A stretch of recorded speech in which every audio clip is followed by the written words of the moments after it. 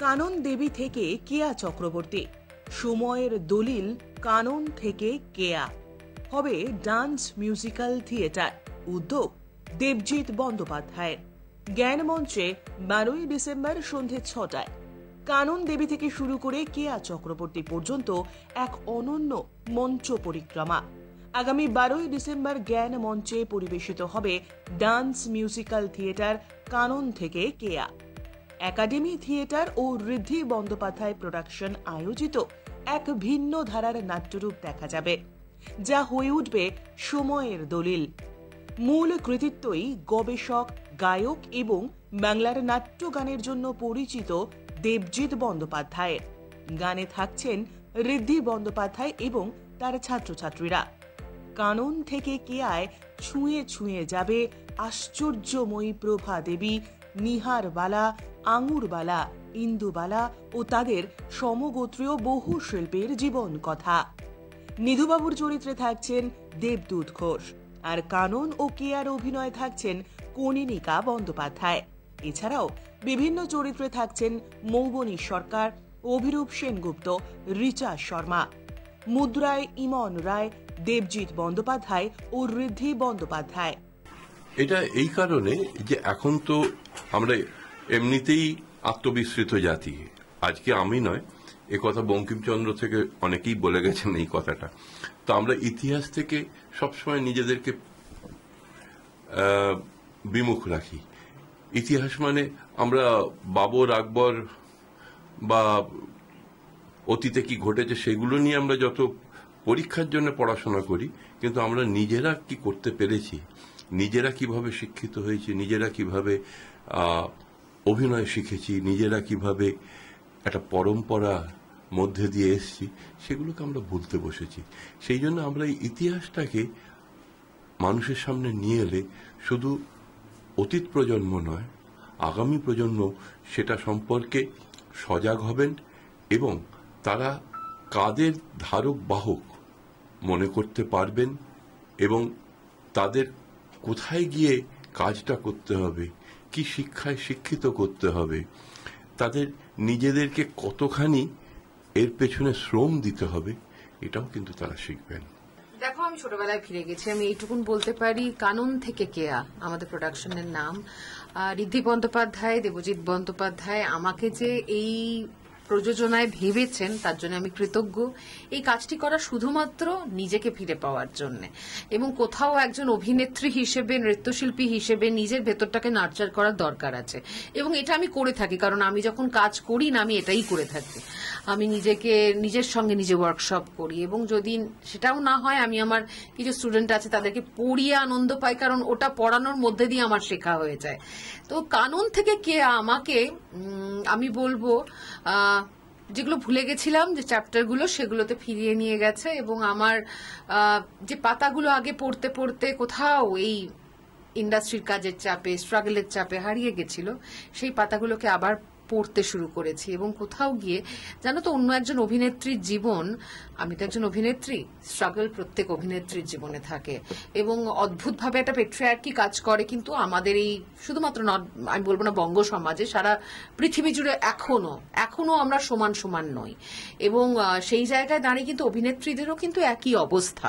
যতই আমাদের অভিনেত্রীরা খুব সুন্দর সেজে গিয়ে ক্যামেরার সামনে বিভিন্ন রকমের বাইট দিক না কেন, আমরা কিন্তু নির্ভরশীল।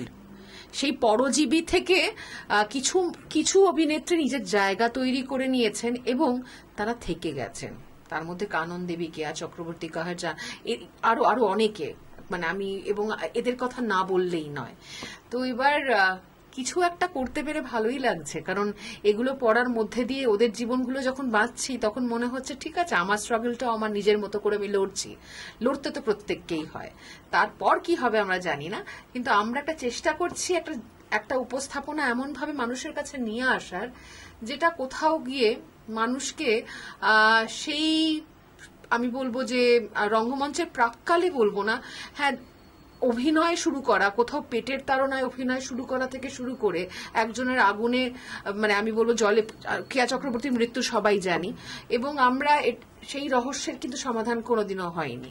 এবং এই সমস্ত কিছু ভাবনা নিয়ে তাদেরকে সম্মান জানানো, বেশ কিছু মানুষকে সম্মান জানানো হচ্ছে, সবাইকে হয়তো করতে পারা যাচ্ছে না, আবার হয়তো কোনো প্রোডাকশন হবে সেখানে আবার দেবজিৎদা লিখবেন এবং আমরা করব। তবে আমি সারাক্ষণ ফেসবুকে আমি নজর রাখছি, এরা প্রচুর, দেখো প্রত্যেকটি পারফরমেন্সের পেছনে অনেক প্র্যাকটিস থাকে, রিহার্সাল থাকে, সেটা কিন্তু মহড়া কিন্তু চলছে এবং আশা করছি এটা দারুণ প্রোডাকশন নামবে। দেখো, এই নতুন প্রচেষ্টা এটা নয়, কারণ দীর্ঘ 26 বছর ধরে আমি সঙ্গীত জগতে আছি। আমি একটি কলেজে ইতিহাস পড়াতাম, সেই চাকরি ছেড়েই সঙ্গীত জগতের এই অনিশ্চয়তায় আমি ঝাঁপ দিয়েছিলাম। এবং পশ্চিমবঙ্গ তথা ভারতবর্ষে শুধু শিল্পচর্চা নিয়ে বেঁচে থাকাটা কিন্তু খুব কঠিন এবং খুব লড়াইয়ের। সেইখানে আমার মানে তখন থেকেই আমি বাংলা গান যেগুলো হারিয়ে গেছে কিংবা হারিয়ে যেতে বসেছে সেসব জিনিস নিয়ে ভাবনা চিন্তা করতাম। এবং আজকে বলা যেতে পারে যে ইন্টারন্যাশনালি আমি পঞ্চকবির গান, বিশেষ করে 3 কবি অর্থাৎ দ্বিজেন্দ্রলাল রায়, অতুল প্রসাদ সেন এবং রজনীকান্ত সেন, হিমাংশু দত্তের গান, পুরাতনী টপ্পা এবং বাংলা নাটকের গানকে পুনর্জীবিত করার চেষ্টা করেছি। হয়তো কিছু অংশে সফল হয়েছি, এটা বলবো না, এত বড় দুঃসাহস আমার নেই যে আমি বলবো যে আমি পুরোটাই সফল হয়েছি, আমিই করেছি, কিন্তু আমি চেষ্টা করেছি। এবং আমার সাথে আমার দেশে বিদেশের ছাত্রছাত্রীরা আছে যারা এই বিষয় নিয়ে আগ্রহী, যারা রিলেটিভসের মতো আমার পরে এই বিষয়টা এগিয়ে নিয়ে যেতে চাইবে। কারণ আমি অনেক সময় লক্ষ্য করেছি, আর আমার যেহেতু একটা পড়াশোনার ব্যাকগ্রাউন্ড আছে, যে অনেক সময় অনেক বড় বড় অর্গানাইজেশন, অনেক বড় বড় শিল্পী করে গেছেন, কিন্তু তার বার্ধক্য, তার মৃত্যুর পরে সেই অর্গানাইজেশন কিন্তু শেষ হয়ে গেছে একদম। কারণ সেরকম ছাত্রছাত্রী তারা তৈরি করে যেতে পারেননি যারা সেই জিনিসটা নিয়ে এগিয়ে যাবে সৎভাবে, নিষ্ঠা নিয়ে এবং ডেডিকেটেডলি, কমিটমেন্টের সাথে।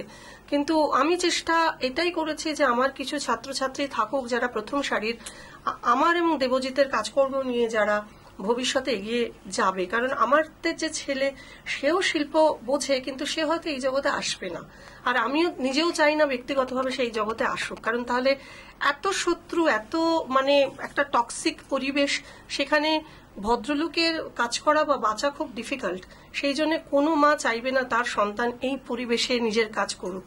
কিন্তু আমাদের এতদিনের কাজ, এতদিনের সাধনা, এত লড়াই, সেটা আমাদের ছেলেমেয়েরা যারা স্টুডেন্টরা আছে তারা নিচ্ছে। আমাদের কিছু বন্ধু বান্ধব আছে যারা সমমনস্ক, যেমন এবছরের অনুষ্ঠানে আমরা কনিনিকাকে পেয়েছি, দেবদূত গত বছরও আমাদের সাথে ছিল, এবছরও আছে, এবং ভবিষ্যতেও যদি কনিনিকা এবং দেবদূত আমাদের সাথে কাজ করতে চায়, আমরা দেশে বিদেশে আমরা একসাথে কাজ করব। কারণ এখন সমমনস্ক এই জায়গাটা কিন্তু খুব মানে অভাব হয়ে গেছে। সবাই এখন ভীষণ বেশি কমার্শিয়াল, ভীষণ বেশি মানে গেম, সবার মধ্যে একটা কমপ্লিকেশন চলে যে কাকে কিভাবে আমি কাঠি করব। আমাদের মধ্যে নেই, কাঠি ব্যাপারটা নেই। সুতরাং এইভাবেই আমরা কাজ করছি, এইভাবেই কাজ করব।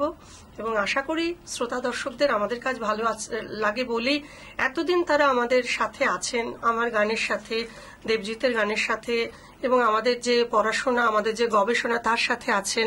আমার একাডেমির এতগুলো ছেলে মেয়ে আছে, সুতরাং আমরা তো এখন আর একা নই। Bureau report, channel 10।